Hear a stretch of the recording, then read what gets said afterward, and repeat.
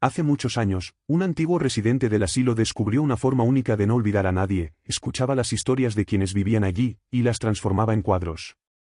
Cuando murió, dejó atrás una galería silenciosa llena de vidas pintadas. Pero entre todos esos cuadros, hay uno distinto, el retrato triste de un señor que nunca habló de su pasado, y cuyo secreto cambiaría la vida del joven que lo cuidaba. Mateo tenía 35 años cuando aceptó el trabajo nocturno en el asilo San Rafael. Era mayor que la mayoría de sus compañeros de universidad, algo que le pesaba cada vez que entraba al aula. Pero había aprendido a convivir con las miradas curiosas y los silencios incómodos. Su juventud se la había llevado el trabajo, las fábricas, los turnos dobles para ayudar a su madre. Ahora vivía con una tía lejana de ella, una mujer callada que aceptó compartir el alquiler después de la muerte de su madre. El apartamento era pequeño, con paredes delgadas que dejaban pasar el sonido del tráfico nocturno. Mateo caminaba cada noche hacia el asilo con su mochila cargada de libros y un reloj de bolsillo en el chaleco. Era un objeto hermoso, dorado, con inscripciones delicadas que parecían pertenecer a otra época. Su madre se lo había dado años atrás, diciéndole que lo cuidara como si fuera un tesoro. Pero Mateo sabía que debía ser una imitación barata, porque su madre nunca tuvo dinero para lujos. Aún así, lo llevaba siempre consigo, como un recordatorio de ella. La Galería 108 estaba en el segundo piso del asilo, un pasillo olvidado donde pocos se aventuraban. Los cuadros colgaban en silencio, testigos inmóviles de vidas que ya se habían ido. Mateo pasaba frente a ellos cada noche, sintiendo el peso de tantas historias capturadas en óleo y lienzo. Pero nunca se detenía demasiado tiempo, porque el trabajo lo esperaba. Capítulo 1. El hombre del retrato triste. El señor Ricardo Valente tenía 75 años y una mirada que parecía perdida en otro tiempo. Había llegado al asilo San Rafael hace 2 años, sin familiares que lo visitaran ni amigos que preguntaran por él. Los rumores entre el personal decían que había sido muy rico, dueño de varias empresas que vendió antes de retirarse. Pero nadie entendía por qué un hombre con tanto dinero elegiría vivir en un lugar tan sencillo. Ricardo era educado, tímido, y profundamente reservado. Nunca hablaba de su pasado, ni de su familia, ni de las razones que lo habían llevado allí. Pasaba sus días en la sala común, leyendo novelas antiguas o mirando por la ventana hacia el jardín abandonado. Su habitación era austera, una cama, un armario, una silla junto a la ventana. No había fotografías, ni recuerdos, ni rastros de la vida que había dejado atrás. En la Galería 108, su retrato era diferente a todos los demás. El pintor lo había capturado con una expresión de profunda melancolía, como si cargara con un dolor que no podía compartir. El cuadro parecía inacabado, con trazos que se difuminaban en los bordes, como si el artista no hubiera sabido cómo completarlo. Debajo del marco, una pequeña placa de bronce decía, Ricardo Valente, el hombre que buscó lo que perdió. Mateo había leído esa inscripción decenas de veces sin entenderla realmente. Ricardo era uno de los residentes que Mateo atendía durante su turno nocturno. Le llevaba agua, le ajustaba las almohadas, le preguntaba si necesitaba algo. El anciano siempre respondía con cortesía, pero nunca con calidez. Hasta aquella noche de octubre, cuando todo comenzó a cambiar. Capítulo 2. El reloj que habló sin palabras. Mateo entró a la habitación de Ricardo con la bandeja de medicamentos de la noche. El anciano estaba sentado en su silla, mirando las sombras que la luna proyectaba en la pared. Buenas noches, señor Valente, dijo Mateo con la amabilidad profesional que había perfeccionado con los años. Ricardo asintió apenas, sin apartar la mirada de la ventana. Mateo dejó la bandeja en la mesita y se dispuso a salir, cuando el reloj de bolsillo se deslizó de su chaleco.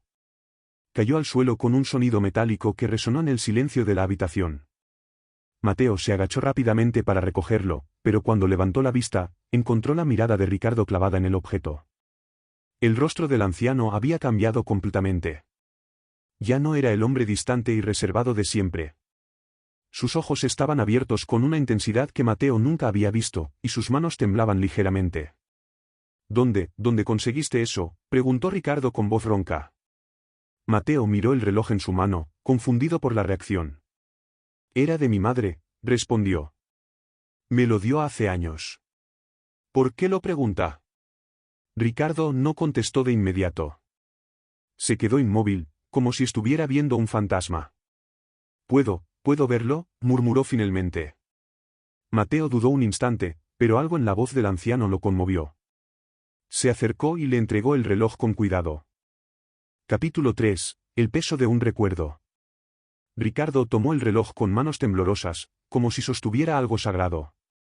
Lo giró lentamente, observando cada detalle, las inscripciones en la tapa, el grabado en la parte trasera, el mecanismo visible a través del cristal. Sus ojos se llenaron de lágrimas que no llegó a derramar. Este reloj, comenzó a decir, pero su voz se quebró. Mateo lo observaba sin entender qué estaba sucediendo. ¿Lo conoce?, preguntó con suavidad. Ricardo cerró los ojos y apretó el reloj contra su pecho. Yo se lo di a alguien hace muchos años, susurró. A una mujer. Una noche, solo fue una noche. El silencio se instaló entre ellos, pesado y lleno de significados que Mateo aún no podía comprender. Era joven, tonto, impulsivo, continuó Ricardo. Ella era hermosa, triste. Nos encontramos en un momento difícil para ambos. Le di este reloj como un gesto, como una promesa de que recordaría esa noche. Pero cuando intenté buscarla después, había desaparecido. Mateo sintió que algo en su interior se movía, como si una pieza de un rompecabezas hubiera encajado en un lugar que no sabía que estaba vacío. ¿Cómo se llamaba ella?, preguntó, aunque no estaba seguro de querer saber la respuesta. Ricardo abrió los ojos y miró a Mateo con una intensidad dolorosa. Elena, dijo. Se llamaba Elena Morales. El mundo de Mateo se detuvo. Ese era el nombre de su madre. Capítulo 4. Las grietas de una verdad. Mateo sintió que el suelo se movía bajo sus pies. Elena Morales era el nombre de su madre, la mujer que había criado sola, que había trabajado hasta el agotamiento, que había muerto con un secreto en los labios. Mi madre se llamaba Elena Morales, dijo Mateo con voz temblorosa. Ricardo levantó la vista bruscamente, y en sus ojos Mateo vio el mismo shock que él estaba sintiendo. ¿Tu madre?, repitió el anciano, casi sin aire. Mateo asintió, incapaz de articular más palabras. Ricardo devolvió el reloj con manos que ya no podían sostenerlo. Yo, necesito estar solo, murmuró, girando la silla hacia la ventana. Mateo salió de la habitación en un estado de confusión que no podía describir. Caminó por los pasillos vacíos del asilo, con el reloj apretado en su mano. Su mente era un torbellino de preguntas sin respuesta. ¿Era posible que ese anciano hubiera conocido a su madre? ¿Qué había pasado entre ellos en esa noche que Ricardo mencionaba? Y más importante, ¿por qué su madre nunca le había hablado de esto? Mateo recordó el rostro de su madre en sus últimos días, débil en la cama del hospital. Recordó cómo había intentado decirle algo importante, cómo había murmurado palabras que él no logró entender. Mateo, hay algo que debes saber, sobre tu padre. Pero la muerte la había alcanzado antes de que pudiera terminar. Mateo siempre había creído que su padre era el hombre que lo registró, el esposo de su madre que murió en un accidente cuando él era niño. Capítulo 5. La búsqueda en la memoria. Durante los días siguientes, Mateo y Ricardo se evitaron mutuamente. El joven cambiaba de ruta cuando veía al anciano en los pasillos, y Ricardo dejó de salir de su habitación.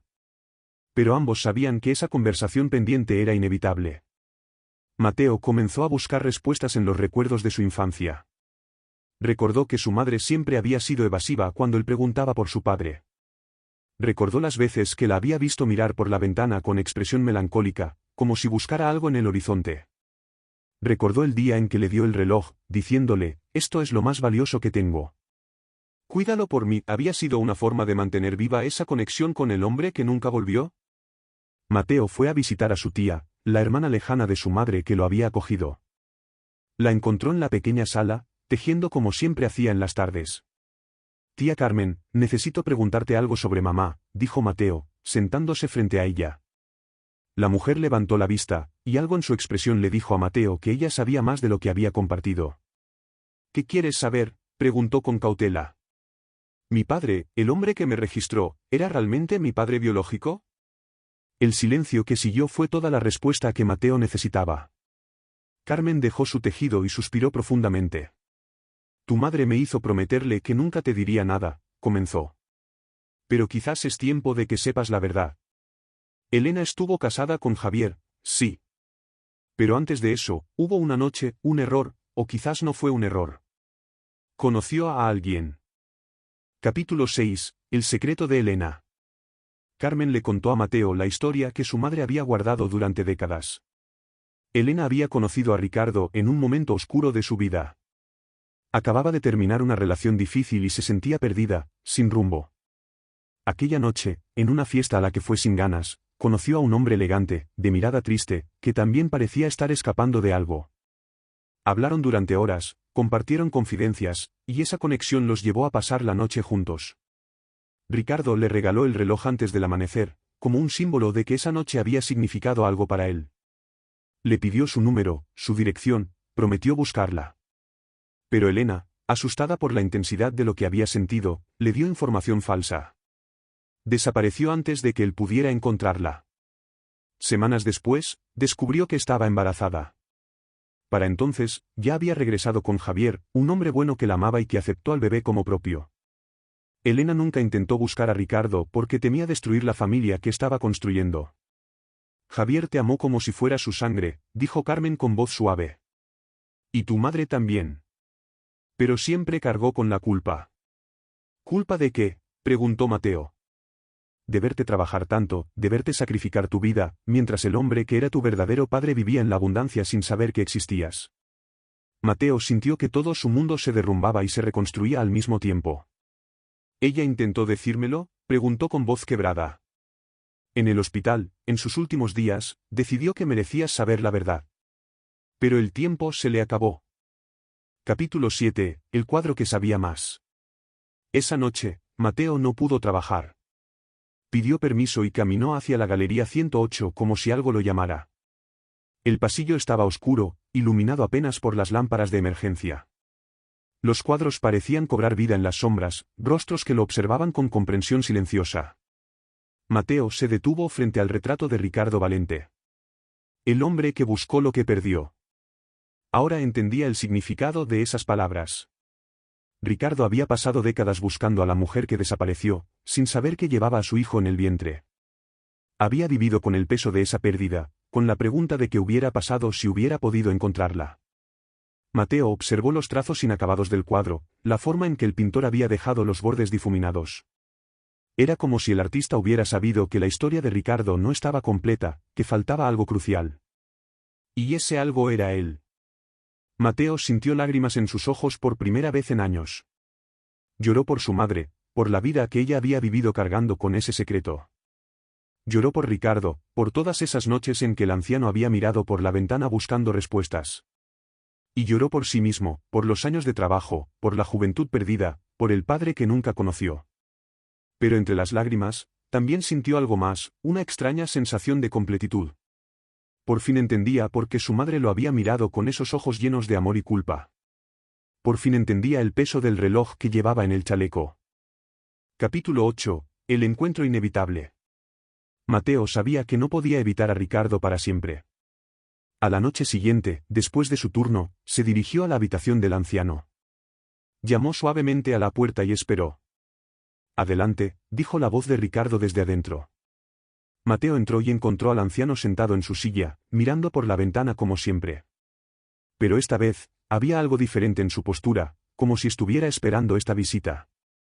Señor Valente, comenzó Mateo, pero Ricardo levantó una mano. Por favor, siéntate, dijo el anciano, señalando la cama. Y llámame Ricardo. Mateo se sentó, con el reloj de bolsillo en su mano. Durante un largo momento, ninguno de los dos habló. El silencio estaba lleno de todas las palabras que necesitaban decir pero no sabían cómo. Finalmente, Ricardo giró su silla para mirar a Mateo directamente. He pasado estos días pensando en todo lo que dijiste, comenzó. Elena Morales fue la única mujer que nunca pude olvidar. Busqué durante años. Contraté investigadores, revisé registros, pregunté a todas las personas que conocía. Pero ella había desaparecido como si nunca hubiera existido. Con el tiempo, me resigné.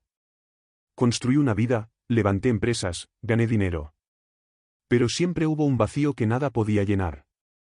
Mateo escuchaba con el corazón acelerado. Cuando vi ese reloj, cuando dijiste el nombre de tu madre, lo supe. Supe que ella había estado embarazada y que nunca quiso que yo lo supiera. Ricardo hizo una pausa, y su voz se quebró ligeramente. Capítulo 9. Las confesiones del alma. Pero no supe si debía alegrarme o sentir aún más dolor, continuó Ricardo. porque eso significaba que había tenido un hijo, y que ese hijo creció sin mí. Mateo sintió un nudo en la garganta.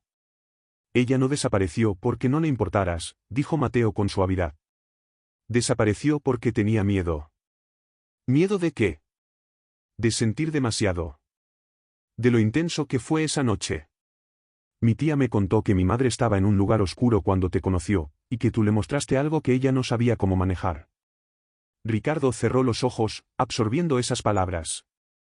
Ella regresó con el hombre que me registró como hijo, continuó Mateo. Un hombre bueno que me amó.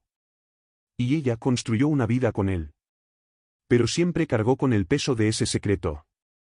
Intentó decírmelo antes de morir, pero no llegó a tiempo. Ricardo abrió los ojos, y Mateo vio lágrimas deslizándose por sus mejillas. Perdóname, susurró el anciano. Perdóname por no haber insistido más, por no haberla encontrado, por no haber estado ahí. Mateo sintió su propia voz quebrarse. No hay nada que perdonar. No sabías. Y mi madre, ella tomó sus decisiones. Decisiones que probablemente la atormentaron, pero que también protegieron la familia que había construido. Los dos hombres se miraron, separados por décadas de tiempo perdido pero unidos por un vínculo de sangre que acababan de descubrir. ¿Qué hacemos ahora?, preguntó Ricardo con voz temblorosa. Mateo pensó en todas las respuestas posibles, pero solo una se sentía correcta. Capítulo 10. Construyendo puentes. ¿Podemos empezar de nuevo?, dijo Mateo finalmente. No podemos recuperar el tiempo perdido, pero podemos construir algo desde aquí. Ricardo asintió lentamente, como si esas palabras fueran exactamente lo que necesitaba escuchar. Me gustaría conocerte, dijo el anciano. Saber quién eres, qué has vivido, qué sueñas. Y me gustaría escucharte, respondió Mateo. Conocer tu historia, saber de dónde vengo. Así comenzaron las conversaciones nocturnas.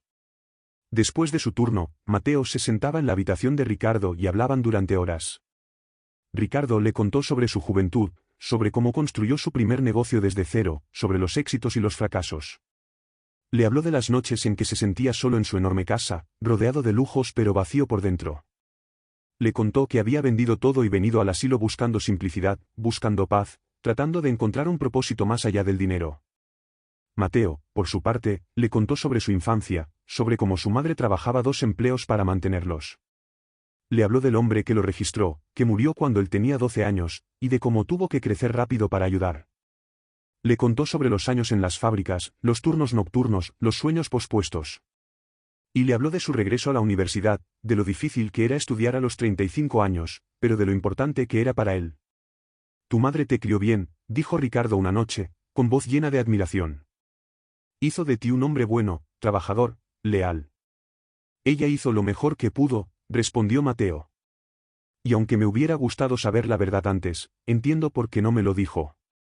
Con cada conversación, el vínculo entre ellos se fortalecía. Capítulo 11. La galería recuerda. Una noche, Ricardo le preguntó a Mateo si podían visitar juntos la galería 108. Mateo aceptó, curioso por ver cómo el anciano reaccionaría ante su propio retrato. Subieron lentamente al segundo piso, con Ricardo apoyándose en el brazo de Mateo. El pasillo estaba en silencio, los cuadros esperando en las paredes como siempre. Ricardo se detuvo frente a cada retrato, leyendo las placas, observando los rostros. El pintor era un hombre extraordinario, dijo. Tenía el don de ver dentro de las personas. Finalmente llegaron al retrato de Ricardo. El anciano se quedó inmóvil frente a su propia imagen, estudiando cada trazo. Él sabía, murmuró Ricardo. Sabía que algo me faltaba, que mi historia estaba incompleta. Mateo leyó de nuevo la inscripción, el hombre que buscó lo que perdió. Ya no estás buscando, dijo Mateo suavemente. Ya me encontraste. Ricardo giró para mirarlo, y en sus ojos Mateo vio algo que transformaba todo, gratitud, amor, esperanza. Ojalá pudiera agradecerle, dijo Ricardo, refiriéndose al pintor. Por capturar esto, por dejar testimonio de lo que sentía. Creo que él lo pintó sabiendo que algún día entenderías el significado, respondió Mateo. Permanecieron en silencio frente al cuadro, 2 generaciones unidas por el arte y la verdad. En ese momento, Mateo sintió que su madre también estaba allí, invisible pero presente. Y supo que ella habría aprobado este encuentro, este perdón, esta nueva oportunidad. El cuadro ya no parecía incompleto, porque la historia finalmente tenía su cierre. Capítulo 12. Los regalos del destino. Las semanas pasaron, y la relación entre Mateo y Ricardo floreció en formas que ninguno había imaginado. El anciano comenzó a compartir cosas con Mateo que había guardado para sí toda la vida. Le enseñó sobre negocios, sobre inversiones, sobre las lecciones que había aprendido en sus décadas como empresario. Pero más que eso, le compartió sabiduría sobre la vida, sobre el valor del tiempo, sobre no postergar lo importante. He cometido muchos errores, le dijo Ricardo una tarde. Pero el más grande fue no saber equilibrar el éxito con las relaciones. Gané mucho dinero, pero perdí la oportunidad de tener una familia. Hasta ahora. Mateo escuchaba con atención, absorbiendo cada palabra como un estudiante ávido. Ricardo, por su parte, se maravillaba de ver el mundo a través de los ojos de su hijo. La juventud de Mateo, sus sueños, su determinación de cambiar su vida, le recordaban a su propio yo de décadas atrás. Un día, Ricardo le hizo una propuesta que Mateo no esperaba. Quiero ayudarte con tus estudios, dijo. Déjame pagar tu universidad, tus libros, todo lo que necesites. Mateo se quedó sin palabras. No puedo aceptar eso, respondió finalmente. No quiero que pienses que me acerqué a ti por dinero. Ricardo sonrió con ternura. Lo sé. Por eso mismo quiero hacerlo. Porque sé que no me lo pides, porque sé que lo rechazarías incluso si lo necesitas desesperadamente. Pero déjame hacer esto. Déjame recuperar aunque sea una fracción del tiempo que perdí. Déjame ser tu padre en esto, al menos. Mateo sintió lágrimas en sus ojos. Capítulo 13. El futuro que eligieron. Mateo aceptó la ayuda de Ricardo, no sin resistencia inicial. Pero entendió que para el anciano, esto era una forma de sanar, de sentir que podía contribuir a la vida del hijo que había perdido. La vida de Mateo comenzó a cambiar de maneras que nunca había soñado. Ya no tenía que trabajar turnos dobles, podía dedicarse completamente a sus estudios. Por primera vez en su vida adulta, sintió lo que era no vivir con el peso constante de la supervivencia financiera. Ricardo, por su parte, encontró una nueva razón para levantarse cada mañana. Ya no era el anciano solitario que miraba por la ventana buscando algo que había perdido. Ahora era un padre que guiaba, que aconsejaba, que se sentía útil de nuevo. Comenzaron una nueva tradición. Cada domingo, Mateo visitaba a Ricardo fuera de su horario de trabajo. Comían juntos, hablaban, compartían planes y sueños. Ricardo le presentó a algunos de sus antiguos socios, personas que podían ayudar a Mateo en su futura carrera. Mateo le mostró a Ricardo el mundo de la tecnología moderna, las redes sociales, las nuevas formas de conectar. Juntos visitaron la tumba de Elena. Fue un momento profundamente emocional para ambos. Ricardo colocó flores en la lápida y murmuró palabras de perdón y agradecimiento. Gracias por darle vida, dijo con voz quebrada. Y perdóname por no estar ahí. Mateo puso su mano en el hombro del anciano, ofreciendo consuelo silencioso. Ella nos trajo hasta aquí, dijo Mateo. De alguna forma, nos dio el uno al otro. Y en ese momento, ambos sintieron una paz que no habían conocido antes. Capítulo 14. El cuadro completo. 6 meses después del primer encuentro, Mateo y Ricardo regresaron juntos a la Galería 108. Esta vez no iban solos, llevaban con ellos a un fotógrafo profesional. Se detuvieron frente al retrato de Ricardo, y el fotógrafo capturó una imagen de padre e hijo, de pie juntos frente al cuadro que había anticipado esta reunión. La fotografía sería enmarcada y colocada junto al retrato, completando finalmente la historia. El hombre que buscó lo que perdió, y lo encontró, sugirió Mateo para la nueva placa. Ricardo sonrió, con lágrimas de felicidad en los ojos. Mateo se graduó 2 años después, con honores, y Ricardo estuvo en primera fila en la ceremonia. El anciano, ahora de 77 años, aplaudió con fuerza cuando su hijo cruzó el escenario. La vida les dio tiempo, no todo el que habían perdido, pero suficiente para construir algo real. Ricardo vivió 5 años más después de ese primer encuentro, años llenos de significado y amor. Cuando finalmente partió, lo hizo en paz, sabiendo que había encontrado lo que buscaba. Mateo heredó no solo la fortuna de su padre, sino algo mucho más valioso, sus memorias, sus lecciones, su amor. y en la Galería 108, dos cuadros ahora colgaban juntos, el retrato del hombre que buscó, y la fotografía del día en que finalmente encontró. La historia de Ricardo y Mateo se convirtió en leyenda en el asilo San Rafael. Una historia sobre segundas oportunidades, sobre secretos revelados en el momento justo, sobre el amor que trasciende el tiempo. Y sobre cómo a veces, el destino nos guía hacia donde necesitamos estar, incluso cuando el camino parece imposible. El reloj de bolsillo ahora descansa en una vitrina especial, junto a los cuadros, como símbolo de la conexión que unió a dos almas perdidas. Y cada persona que pasa por la Galería 108 se detiene frente a esa historia, recordando que nunca es demasiado tarde para encontrar lo que creíamos perdido para siempre.